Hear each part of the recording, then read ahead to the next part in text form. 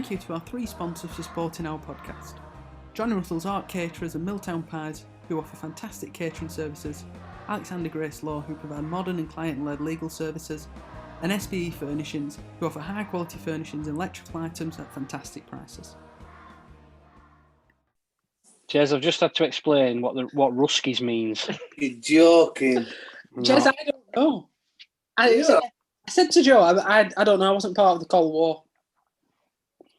I really don't think you needed to be to understand what that is. If someone said to you in a pub in Eastern Europe, the Ruskies are coming to get you, what would you do? I don't know, I thought you'd misspelt rusty. I'm not sure he could hack it. No.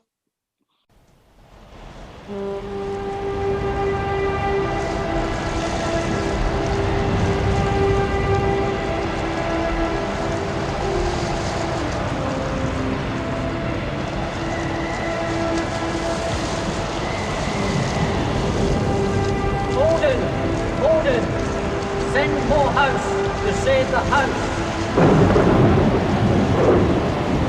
Come on, the house! Good evening, ladies and gentlemen. Welcome to the Housecast. It's wet and rainy outside, but we believe there is light at the end of the tunnel. The fixtures are out and we're all looking forward to lockdown being eased, getting towards the cricket season and starting to get some normality and some belief back into all this. So tonight's guest is a fantastic servant of Lowerhouse. Everyone knows who he is. He's a really great individual and hopefully we'll have loads of good memories to chat about. But before we go on to the guest, just welcome the co-hosts back. We've got myself, obviously Jez, ex-player from Lowerhouse and loving doing these. It's great. We've also got the 2 Joes. So we'll go out, first of all, to Joe Martin again.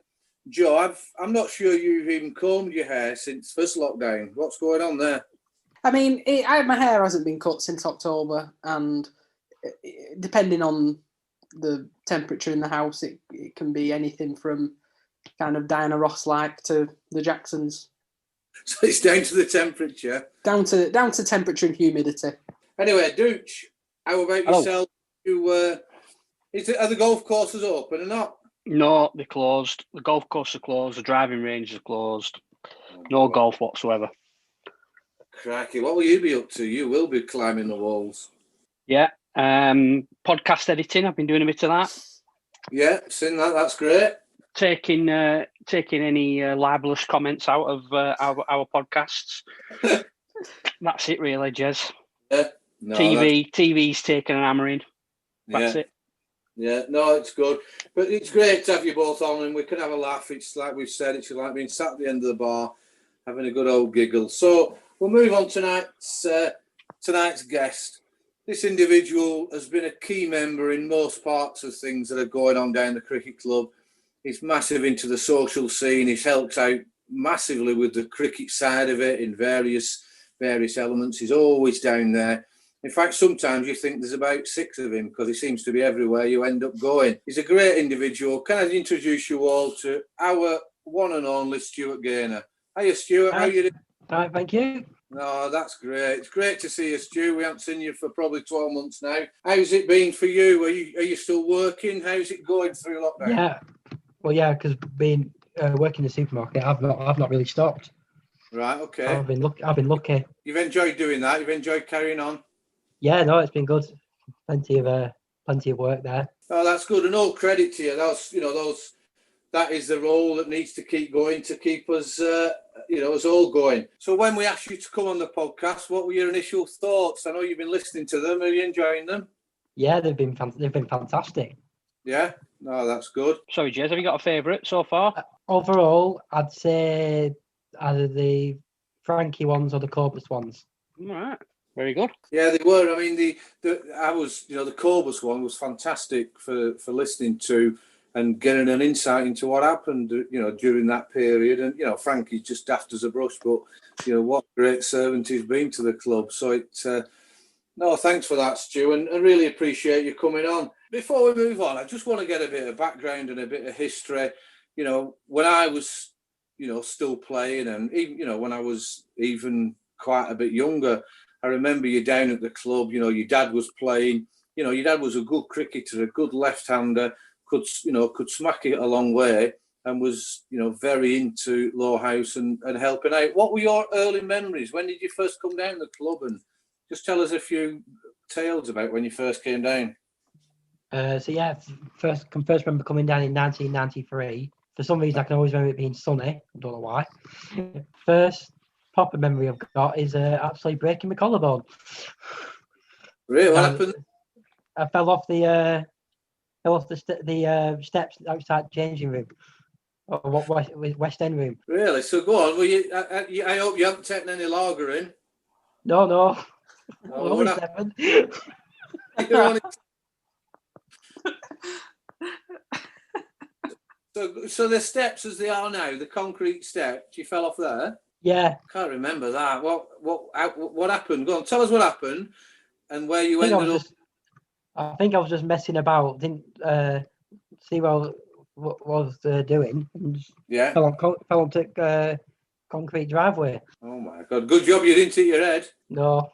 That's good. So you're 7-year-old then. What about the cricket? Who would have been the pro around then, and what was the team like? What memories have you got around that? Well, at that time, my dad was in the seconds, so I'll be mainly watching him. Okay. I think so. I didn't really see too much of the first at that point. Right. So who would have been in the seconds then? Who can you remember watching? 93, 94 would have been my dad, Shez, Ryan Hesketh, maybe. Yeah. Terry Small. Right. Yeah. Maybe Ted Whittle. Right. Okay. Yeah. Yeah. Some good characters there. Definitely. So what can you remember around some of those games, and any significant scores or funny things that went on, even though you're only 7? Well, I think it was a away game at Enfield. Yeah, my dad he'd got off to a good start, hitting it to all places, and he brought his 50 up with a big 6. And he put it through the TV window just as he put the tees out. I think the most annoyed person about it was Rusty. So he smashed a window at Enfield. I think we've heard somebody else smashed a window at Enfield, haven't they? Yeah, Finch. Paddy. Well, yeah, different Paddy reasons. got the blame for it. Paddy got blamed for it. Yeah, I'm not stopping it. I hope Enfield don't listen to these. So the wind has gone through in the tea room, and it's interesting you say that the most annoyed person there was Rusty, because there was probably some glass, because Rusty was always into his teas, weren't he, Stuart? Yeah, it's fair to say. Yeah, fair to say he was always the first there. So you're 7-year-old, as things progress, obviously, you're getting into your double figures and going to, senior school, etc. When did you first start scoring down at the cricket club, or be interested in scoring for us? Well, I think it was when my sister was actually scoring first, 1999. So I did the tins first. Right. Yeah, Nicola. Yeah, because she took over from Laura Wren. I remember that. Right, so go and tell us some stories around that. I forgot Nicola had done that. Yeah, it's just like constantly banging my head on the tin because it's a death trap in there. So your sister's doing the book? Yeah. And you're going in doing the tins. You must have some stories about anything that went on there, or any of the games that you can remember. I'm not really sure, to be honest. I think she probably ended up telling me off a few times. Right. Yeah.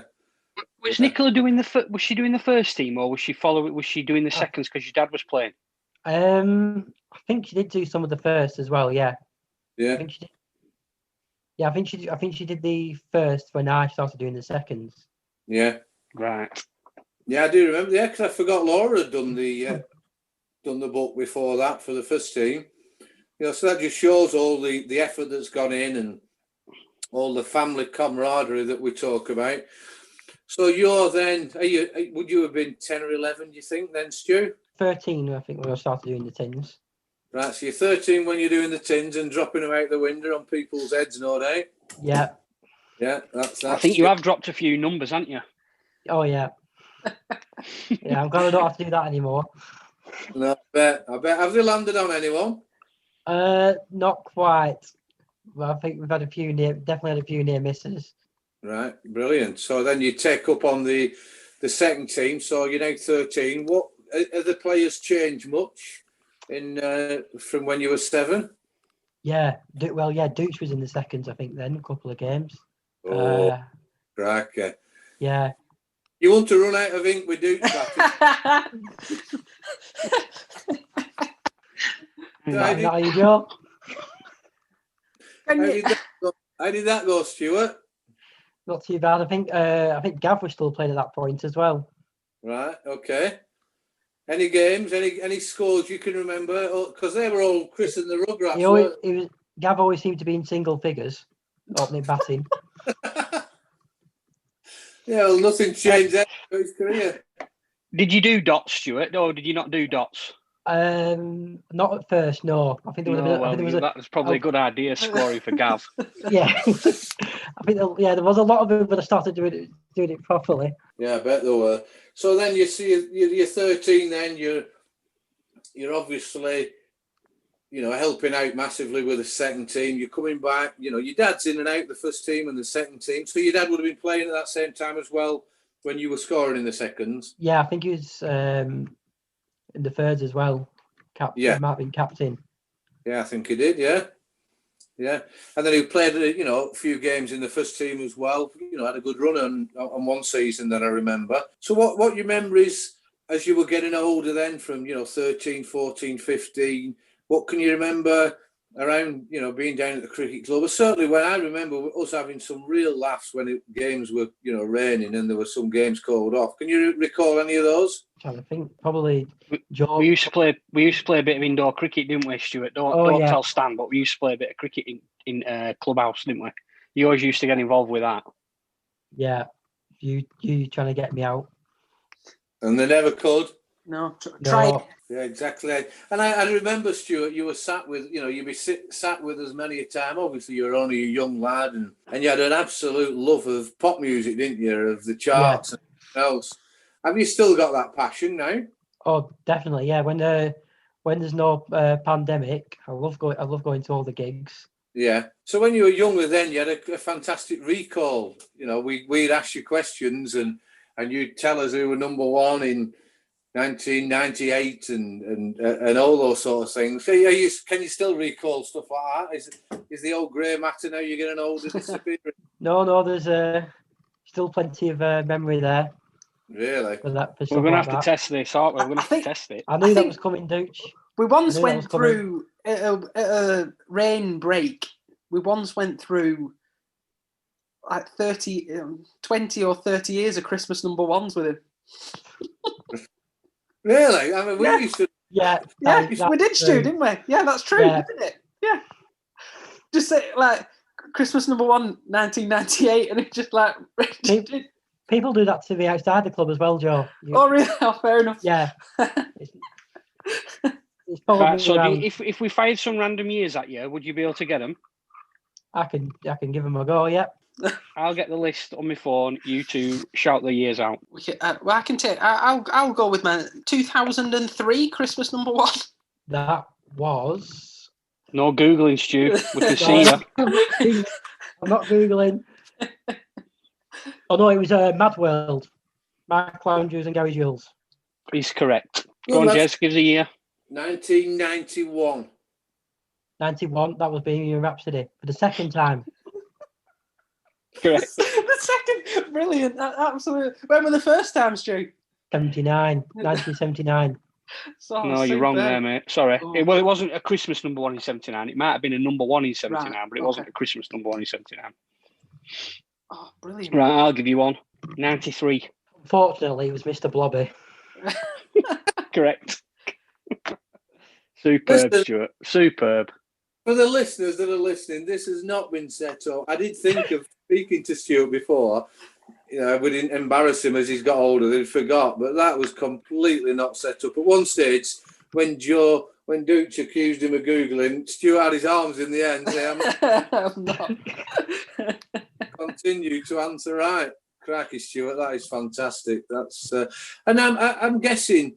I mean, when we were playing and you were scoring, and you're in the first team, you'd be loving all that. But I'm guessing you love the banter, when we're in the bar and being together. And it used to help us, with the mopping up and everything else. Have you any good stories around that, around what went on there? I think probably just Frank Entwistle being daft as a brush. Yeah, it's a good point. What can you remember around that? Because we've had a few stories about Frank. Well, no, this isn't after a game. This is a sportsman's dinner. Right. For some reason, it was on our table. There was me and some of the younger players as well. I think it might have been 2006. We dared him to eat a full block of cheese, and he did it. No way. Yeah.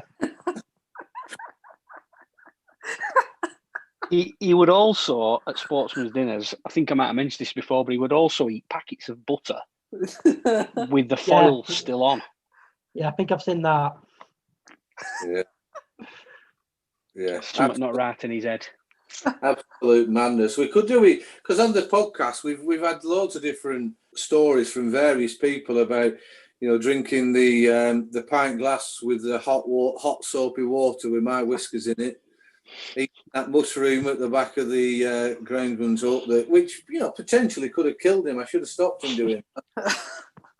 Supping a half pint of the mopping up water from the square after we'd mopped up after a rain-affected game. But they're good memories, Stu, aren't they? The things that we've got that no one can ever take. You've progressed. You've done the scoring in the second team. I think, we're not going to kid anyone. You weren't the neatest scorer in the world, but you were very reliable, and you were always there, and you were great fun, and you always, if there was ever a run to be missed, it was always off the opposition. And if there were ever the odd ball to be added, it was always on our score. So everyone's a winner. So you get promoted to the first team. Yeah. Tell us about that. What happened with your early days and your debut? Yes, yeah. So I got bumped up properly in 2004. Fultz was pro. Yeah. And that ended quite quickly because I got him mixed up with Chris Bembo. Right, Stan sent me back to the second. Right, so Stuart, let's just have a real think about this, and let's just try and work out what's going on here. So, for anyone who's not a Lowerhouse fan, Peter Fulton was at least 6'7", 2 metre Peter, and Bembo was about 5'8". Fultz had quite light coloured hair, and Bembo had jet black hair. So what happened there, Stuart? I just had an absolute brain fart and gone the wrong way around. Get a brain fart. Well, I presume you got them mixed up when they were batting, yeah?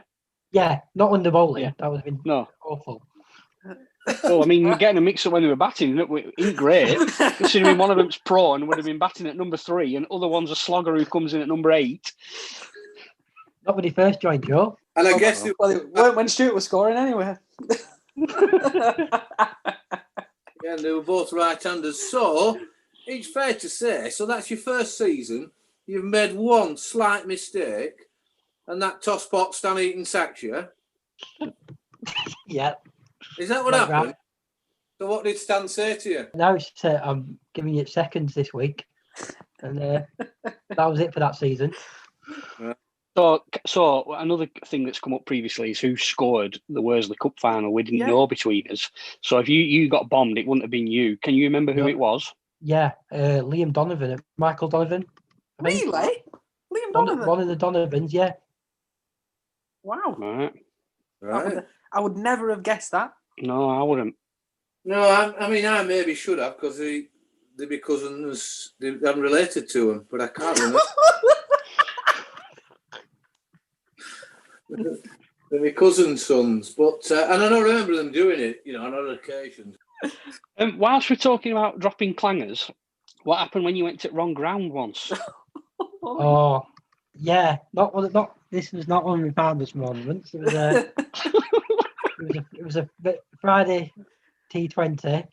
We were meant to be playing at Todd. I was at Colne.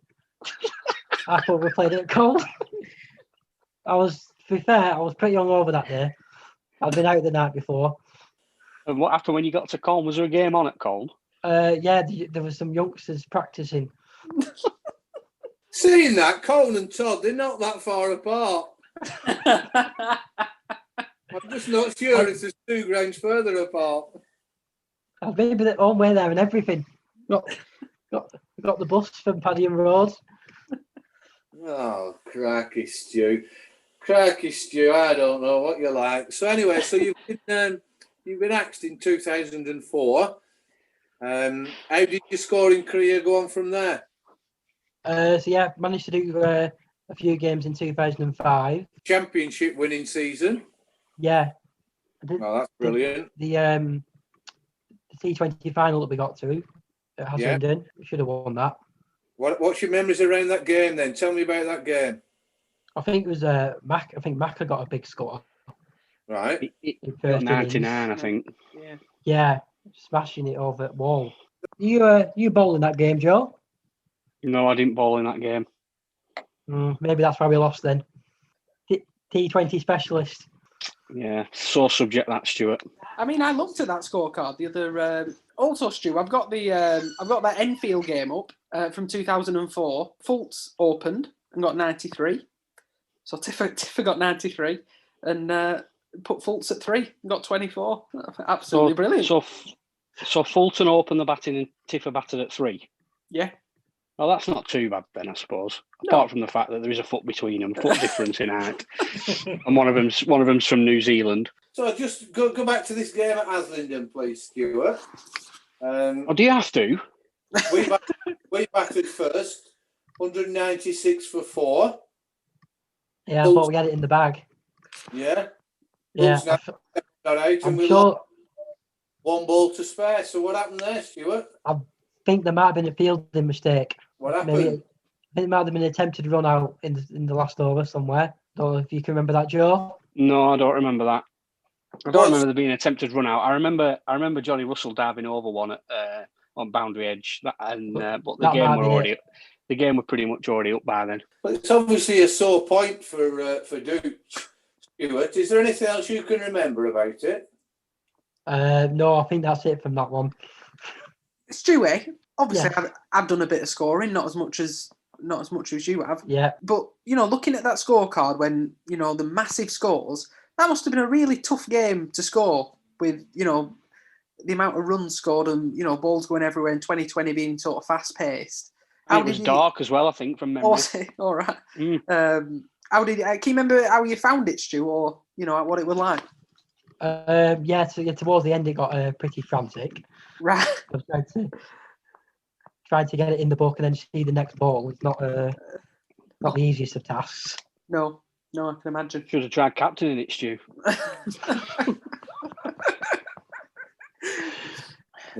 Is there a reason why you don't? I know we lost Dooch, but is there a reason why you don't? Yeah, I mean, it's just one of them games that you look back on and you think we should have won that. And I was at the helm. I was making the decisions. We should have won that game, and it did take me a little while to. Well, in fact, I still haven't got over it. I was going to say it took me a little while to get over it, but I still haven't. We got 190 odd batting first, and we should have closed it out. It was the only defence I'm going to come up with in my own defence was it was the early days of T20. We'd not played a lot of it, and I should have just used more bowlers, and I didn't. I stuck with the tried and tested, and just kept getting carted. And I didn't. I should have bowled myself or some other part timer just to try and rake it up a bit, but I didn't, and we lost. Mm-hmm. Yeah, you're looking at it. I can't remember the game. I don't know if I was there. I'd like to think I was. But in your defence, Duke, no one's gone for 70, have they? You can only bowl 4 overs. Yeah, no, but if you're getting 200, it's 5. What I'm saying is there was no one really. It's 33 Johnny Russell, 37 Matt, 44 Benbow, 31 Andrew, and 44 Finches. So I was trying to stick up for you. What I'm saying is you've not bowled someone that extra over and they've gone for a 30. No. When you watch T20 now, they throw all sorts in middle of innings. They throw all sorts of guff down, don't they? Part-time spinners and stuff. And Batter's eyes light up and they get wickets because Batter's trying to whack them into middle of next week. We never did any of that. We stuck with our regimented 5 bowlers, who were the 5 best bowlers that we had available, 5 best bowlers that we had in the club. Yeah. But it didn't work and we lost. Yeah, so we move on from that. So Stuart, so you've scored in that game in 2005. What did you score? For many years after that. What were your record of scoring around that late 2000s? Pretty much first team all the way to the end of the decade. Brilliant. That's some stories about that. Yeah, another one actually involving Dooch in T20. Positive one though this time, Dooch. You're 62 off 26, I think it was. Against Nelson. Yeah. Yeah, another losing cause though, unfortunately. What year was that? Not your... 2008, 2009, something like that, maybe. We had a sub-pro, I think. Yeah, 2009, Dooch. We had Theodoropoulos, a sub-pro. Theodoropoulos, I can only remember him very briefly. But he sub-pro'd in a few games for us, didn't he, Dooch? Yeah, that was the year when we didn't have a pro at all, I don't think, did we, 2009? 2009, no. Yeah, you're right. So we had subs all year, and we had a bit of a motley crew. Ian Butler did the second Butsy, half. Yeah, we had Butsy who did 8 games. Ian Butler, Theo, Carl Sandry did a few games. Yeah, they're difficult seasons then when you don't have a pro. I mean, I don't really know how you're supposed to get any kind of rhythm going when you don't know who's turning up week to week. But Theo was a good lad. Yeah. He just didn't really do much for us on the field, unfortunately.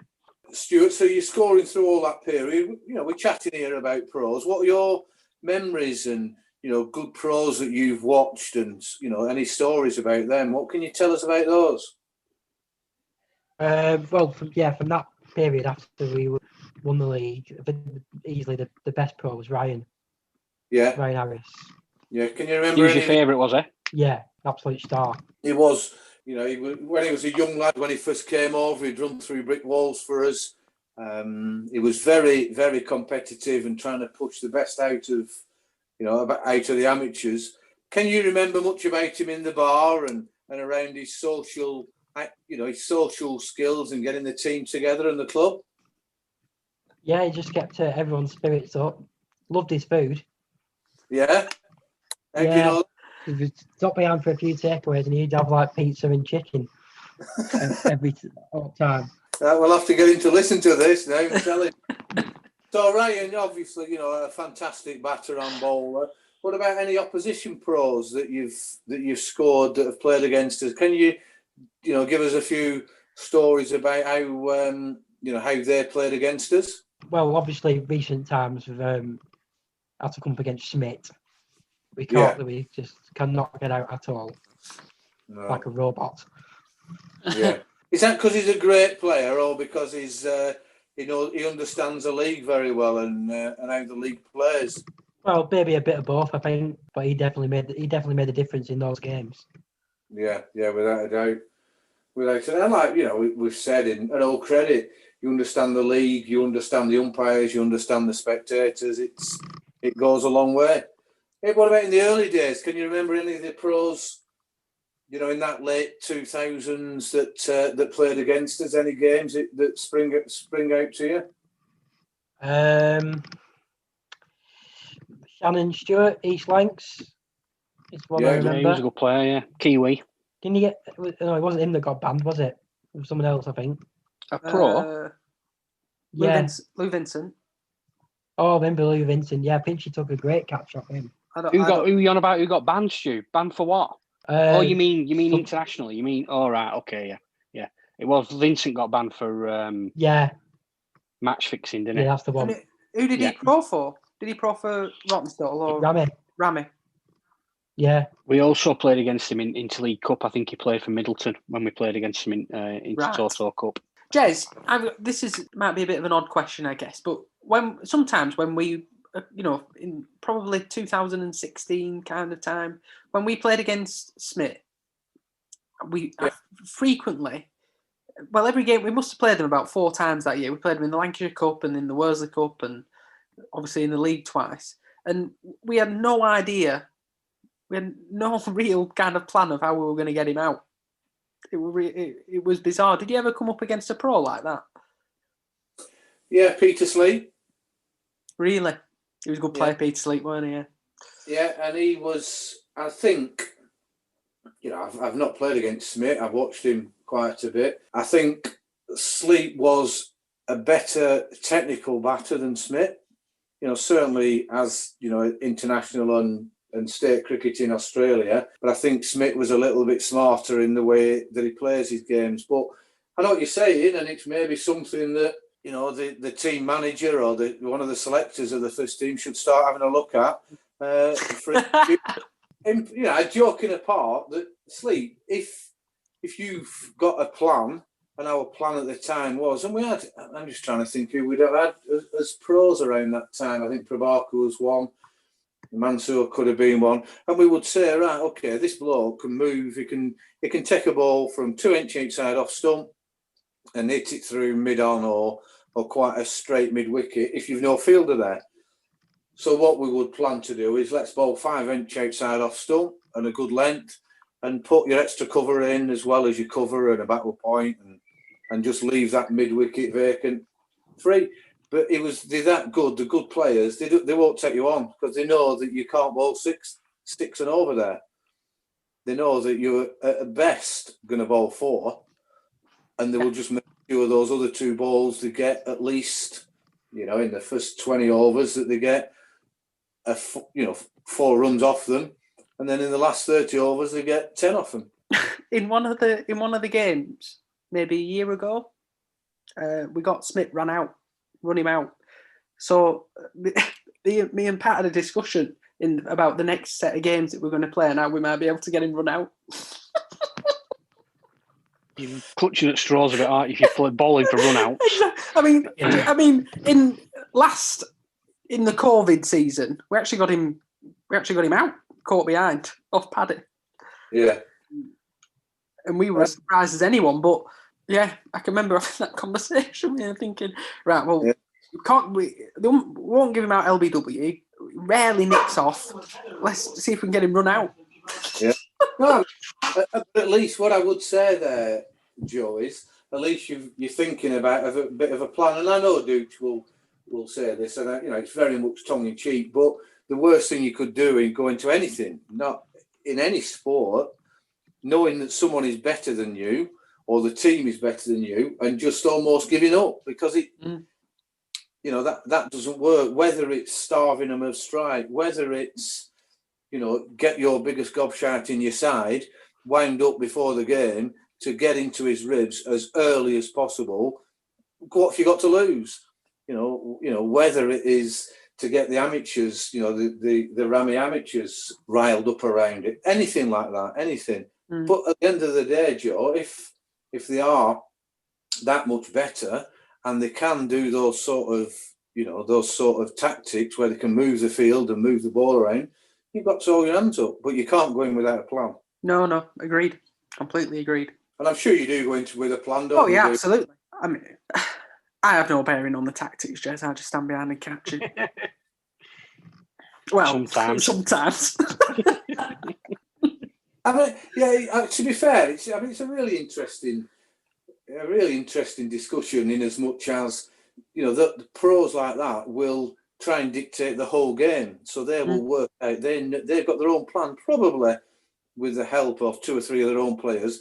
If they bat in first, they're going to do this, and if they bat in second, they're going to do the other, and that completely dictates how your game is. If sometimes it might be as well to lose the toss, and they've said, right, it's a decent track here. Martin Van Yarsel used to say this to us: look, it's a decent track. If we bowl in this way, restrict them to 220 or 240, which was massive going back then. Martin would say, I'll get them.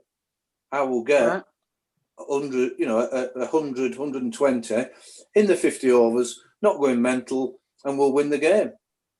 So it's trying to understand their mentality as how they're thinking about the game, and and just restricting it, trying to keep it as in your favour, do as much as possible that they wouldn't want you to do. Well, it's funny, it's funny you should say that, Jez. And Dooch, I think, will be able to back me up. But in Francois' first season, I mean, he was a great professional anyway, Francois. But in Francois' first season, if we got anything above 160, 170, I would say that we would back Francois to defend it. Yeah.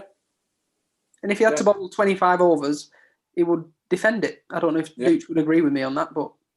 Well, I think it was the year after that when we not conceded over 130 or something like that in the vast majority of games. Not every game, but in the vast majority of games, we kept sides to below 130. So I just going back to the approach to games, that's like one of the things that most attracted me to captaincy. That there are so many different ways that you can shape a game and come up with ideas to combat a particular side, or one day you'll do it that way and one day you'll do it that way. I think it's like unique about cricket in it that the team on the field is solely in charge of what the direction they're going in. There's no manager pulling the strings. No, that's exactly right, and it does. I mean, Stuart, so if you can picture things when Dad was first playing and I was playing and you were watching us or in the second team, have you noticed, what sort of change have you noticed around the amateur players and the setup of the club around the cricket side? Have you noticed anything there? Oh yeah, our setup has changed dramatically since I first joined. Right. The facilities we've got now, proper nets, proper clubhouse. Yeah. And even that's going to be improved in the future. Yeah. I think it's fair to say the way that the players go about it as well. They are. I mean, I don't know if I know you watch lots of cricket, Stuart, but I found it really interesting in this series that England are currently playing in Sri Lanka, how the pundits are talking about England and about how they've got this massive will to improve. It's starting from Anderson and all the players. They all want to improve. I know they're all amateurs, and it doesn't matter if it's football or cricket, but it does make you look. Is that something that all amateur clubs look at? Is it something that we did this last year, we want to improve that extra 2%? Food for thought, really, Dooch. I think for on our hands. Yeah, just about mentality in it, and about it's easy to do it when things are going well in it, to make sure that everybody's doing absolutely everything that they should be. But it's when it's not going quite as well that it's more difficult to maintain that. Talked about momentum a million times. I'm not going to go over it again, but when things are going well, it is a lot easier to have everybody firing at absolutely 100%.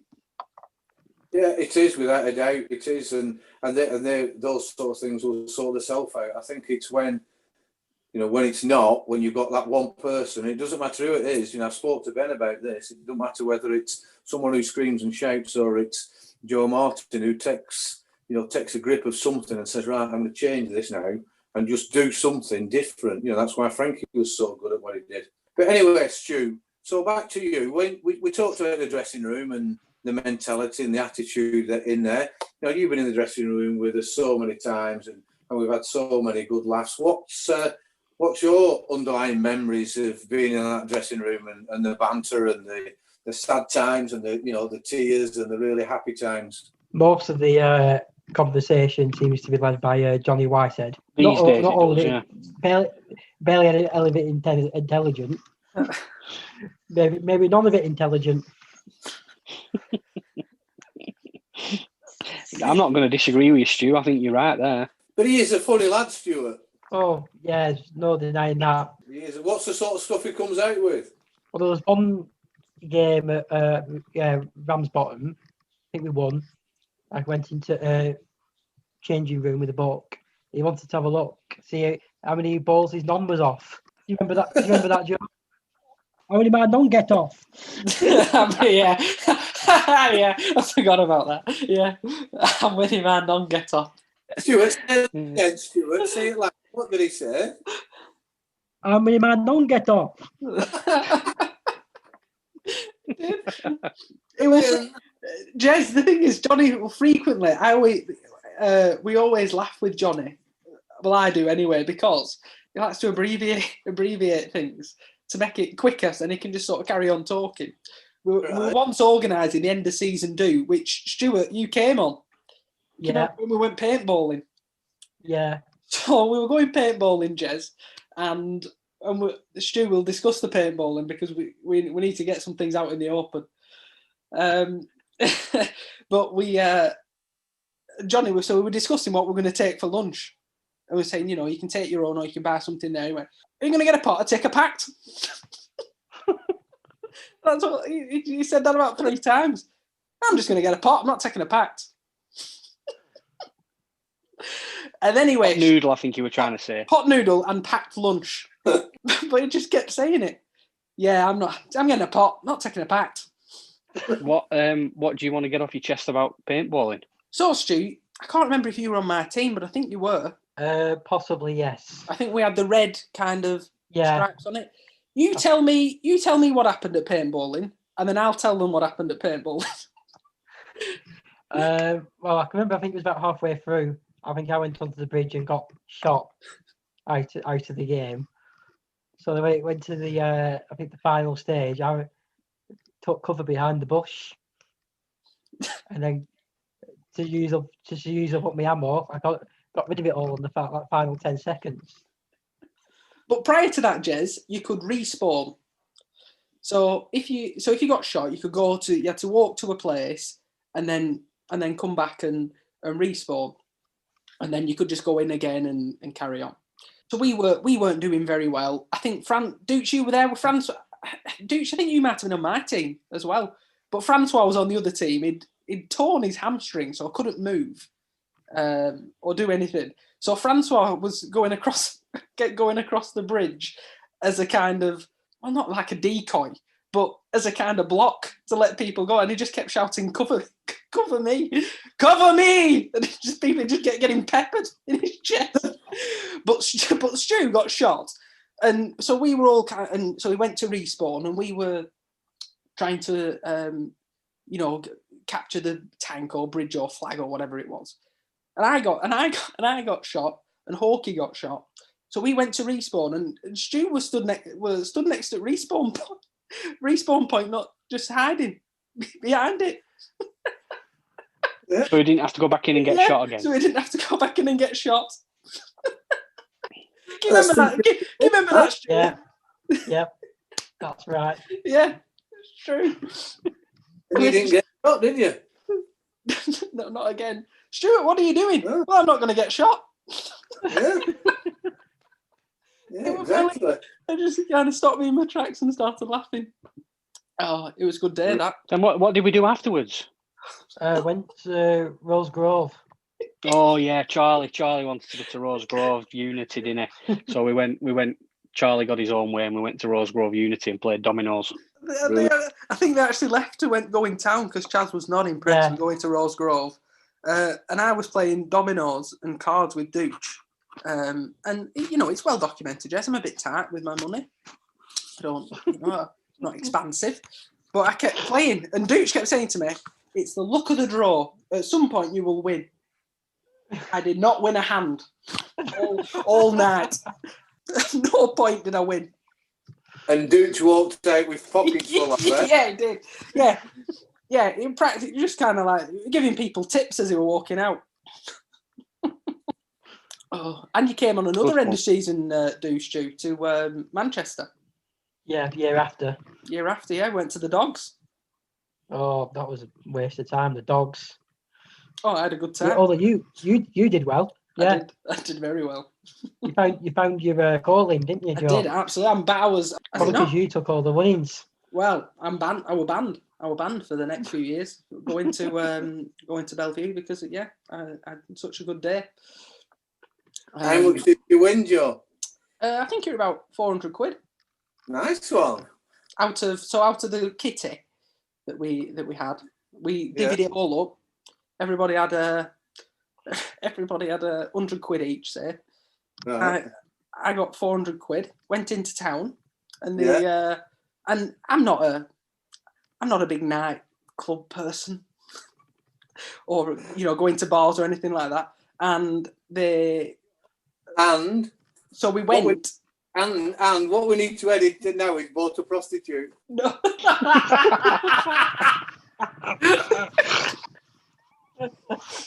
No, that was the week after. No. And so I thought, well, I've got 400 quid on me. That's going to be dangerous. As soon as I go in anywhere, and I'll just get attacked. Hello, and it'll just be straight across. So I went to this were about 10:30. Went to one of the pubs or nightclub, whatever it was, and all my friends are in here. Do you have any ID? And I thought, I do, yeah, but I'm not showing it you. I went, no, I don't. Sorry. And I went home. Got a lift home off my dad. What a party animal you are. 400 quid in his wallet, Jez, and he rang his dad to come and pick him up and take him home. And I think I bought him a coffee. Didn't even buy lads a drink. I went on, I couldn't get in. Convenient. So we're looking at, all that, from your scoring days and then all your watching days. It's no secret, Stu. I sent you a few questions over the last couple of days because I just want to go through. You've been at the club for all these years. I just want you to talk us through a few, of your memories and the top players that have been down there. So, in your opinion, and just give us a reason why, who was the best amateur batsman that has played at Lowerhouse? I think based on pure talent, is Johnny Whitehead. Right. Oh, that's a bit of a surprise. Right. Well, good shout, Stu. Great player, Johnny. Yeah, has he paid you to say that? Has he? No, I've not spoken to him at all. He's going to get him a pot next time he sees him. Yeah. All right. So I understand what you're saying, in as much as ability and the way he scores his runs, and I'm just I'm just being a bit mischief making here. But Blaise has done it for a long, long time. Blaise has. No, overall, Blaise is at the top. Right. So you're saying on eye-catching ability, Johnny Whitehead is better than Blaise? Yeah, if you want to put it like that. But right. overall, right. Blaise is the more accomplished batsman. Right. Brilliant. Right. Okay. But Johnny Whitehead, as far as talent goes, has got that extra little bit of talent. Yeah. Interesting. I like it. Right, the best amateur bowler at Lowerhouse. Well, yeah, there's been a few. Johnny Russell is right up there, but I think I'm going to give another swerve here, and I'm going to say Finchie. Right, nice one. And why Finchie? What is it? Is it down to his heart and his determination? Yeah, he seems to always be involved in the big moments. Right. Oh, that's an interesting choice. He can certainly bowl. The away swing, in swing, and he can bowl seam. He's got a great slow ball. I'll come back to the two Joes that can ask you a few questions around some of your answers towards the end. Who's the best pro who's played for Lowerhouse batsman that you've come across? Best pro batsman, I'd have to say Frankie. Frank Entwistle. or South African friend. Right, Francois. Go on. So what makes you say that? He just seemed to understand. Yeah, something we touched on before. He seemed to understand the game situation and what was required, rather than just going out there and trying to get at everything straight away. All right. So I don't know. You want to see a lot of him at all. Did you see Van Jorsel play at all? I did see bits of him, yeah. Right. So, and do you think Frankie's performance is better than his from your point of view? I would say so. Yeah, I'd say he pips him. Right. So we'll move on from. So who's the best pro bowler for Lowerhouse? I'd probably say Ryan. I've never seen someone hit the deck so hard. Yeah. Frightened so many batsmen. Yeah. Were there any games that stick out in your mind? I think it started 2006 season. Yeah. I'm trying to remember who we were playing. I think it was at home. He just ran through him. Yeah, I got 5 for a 6 for. yeah, it was, and Might have been Aki or someone like that. and his attitude was absolutely, first class, second to none. Who is the best amateur bowler that you've watched in the first team at Lancashire League that's played against Lowerhouse? Well, I suppose we have to. There's Dibber at Aki. He's always been pretty solid. Roscoe. Yeah, great bowler's got lots of wickets. If you had to pick between the two, Stu, who would you say? I'd say Dibber. Dibber. Just Yeah. Just consistent. Yeah, absolutely. I think it's the type of wickets they play on, bowlers like that. And there's been a dozen in the league that I've known or played against. The pros have no time for them, there's no respect for them, but they're not playing on first-class wickets. Yeah, and, of course. Circumstances are different, the grounds are different, and that's why they can do what they can do, and they're very good at it, so it's... It must have been so difficult playing against Ormerod at Bay Cup, Jez, because they've got the slope, haven't they? That lend itself to this like in swing, and it's always cold, so it's difficult to get really hard wickets. I don't know what it was like in the 90s and early 2000s, but it's hard to get really hard wickets and stuff. Yeah, it was still cold, Joe, then. Yeah. And he also had chappy behind stumps, they knew each other exactly what they were going to bowl. No, they see all credit, they're real talent. They worked hard at the game, and it's, they deserve what they got. So, Stuart, best pro batsman. Well, we've already mentioned him, Schmidt. So he's the best you've ever seen. He's, he's not dynamic, is he? He's not somebody who'll go out there and, and get 180, like some of the other pros, but you really rate him. Yeah, he just knows what he's doing. Yeah. Is he back this year at Rammer? Yeah. Yeah, he lives here. What, in West End Room? Not everybody has that privilege, Jez. No, I see you've moved some pictures around in there. Yeah, I've put some of my own paintings up. I've been doing oil this week, watercolour next week. Right, Stu, there's no other real questions around the cricketing side, and I'm sure you've had a good think before you came on or anything. We talk about the daftest person, but I think you mentioned anyone dafter than Frank? Yeah, I think probably Johnny. What is dafter than Frank? Yeah. Crikey, that is some accurate. Well, he doesn't really have an off button, does he, Joe?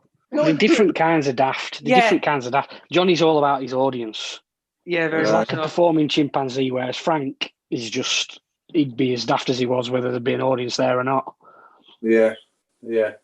Stuart, I'm sorry to bring this up, but I want to go back to that game when you went to wrong ground. Yeah. When you got that game. When you got to Colne, what did you do? I'll just sat outside waiting for people to turn up. But but then when you realised you were at wrong ground, what did you do then? Who did you ring? How did that conversation go? Might have been Stan, I think. Stan, I'm sorry, I've come to wrong ground. Something along those lines. Oh no, I think he rang me and asked where I was. Yeah. Okay. So you didn't cough. You waited to be rumbled. Yeah. And did you ever think about how quickly can I get to Tomodon from Colne or not? No, I decided to go home. Yeah, that's me. So Stan rang you, Stuart. Was he annoyed at you? Yeah, I think he did. He had a bit of a rant. Really? And you've gone to Colne on bus, haven't you? Have you got a return ticket? No, one way. Because I would have got a lift back after. I would have got a lift back after the game. Oh, from Stuart. the players, of course. Yeah. Oh, Stuart. No. Oh well. I don't know if we've that Stan's telling you off, Stuart, because there is a story about Stan not coming to a game. Have we mentioned this on here? You might have done. I'll tell the story just in case, because it's not just your fault, Stuart. Stan's done this as well. And if we have told it before, then we've told it before.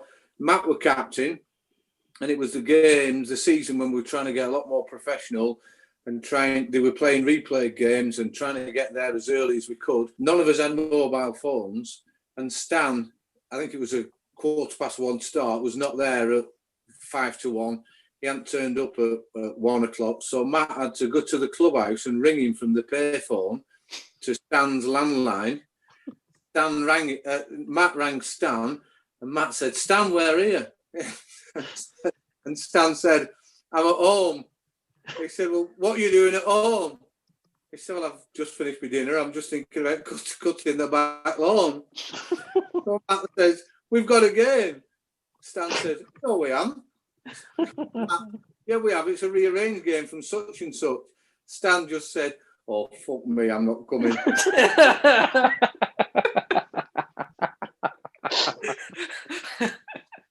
So he can't have a pop, Stuart. He's done exactly the same.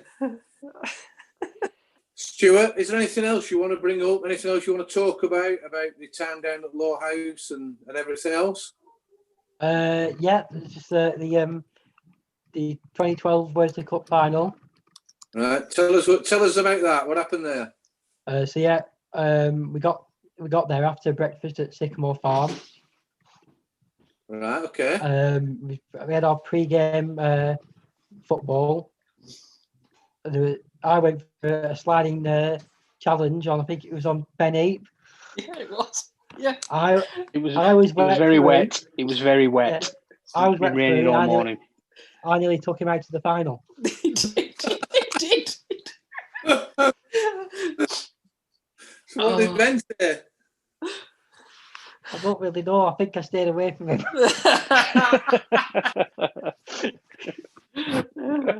Brilliant. And of course, then you were stuck with your wet jeans on for the rest of the day. Yeah. But you played football with us all the time, Stu, didn't you? Yeah. Poacher. Good times. Poacher. You're terrible at it, Stu. If you don't mind me saying. You're only second to Francois in terms of awful footballers. That's brilliant. Where was that? 2012 final? Was that church? Church, yeah. Mm. We had two pros there that day, Jez. Yeah, Dale Deeb was official 12th man. Yep, in case Francois was back. Didn't hold up. Right. I didn't know that. Mm. Yeah, thankfully it did. I think he took the last wicket in his shoe. He did. Right, brilliant. Right, Stu, is there any other stories you want to tell us? Because that was classic, that, taking out our number one opening batsman. Yeah, I think you mentioned it on Frankie's podcast, how I got him lost in Rottenstall. Oh, I remember about that. It's a good story. Good story. Tell us what really happened, Stu. Well, I thought I was taking him the right way, and then we weren't quite sure where we were. I think Stanley rang him saying, "Where are you?" I'm with Stuart. "Where?" "In Rottenstall." "What are you doing there?" "You're meant to be playing Haslingden." I think Paul Stanley told us he rang Francois, and that's when he'd spoken to, but he'd rang you as well, Stu, if you can remember. Yeah. And he said, and if I say to you what I said, "Stuart, where are you?" Can you remember what you said? No. "I'm in Francois' car." I mean, what an answer. Brilliant. I just thought I could remember the way from previous years. But right. Obviously not.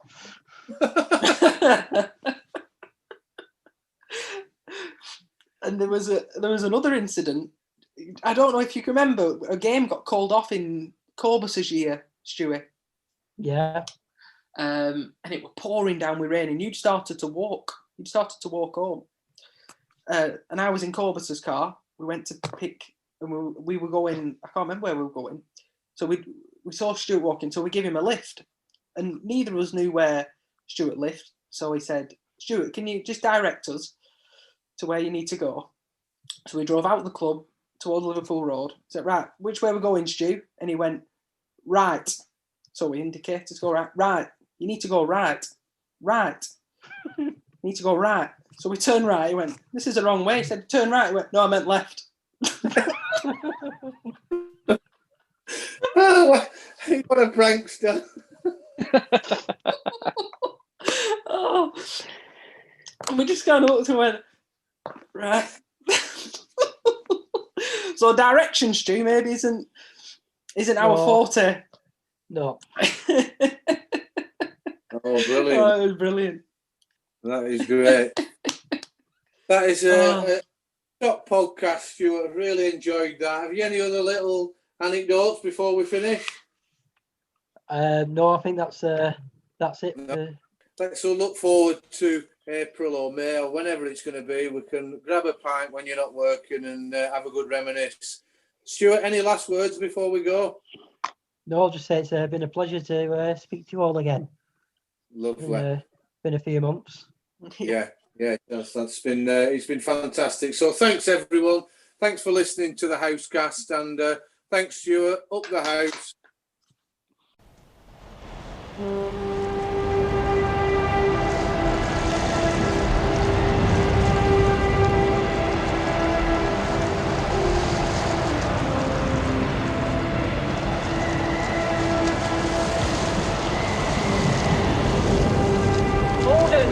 Order!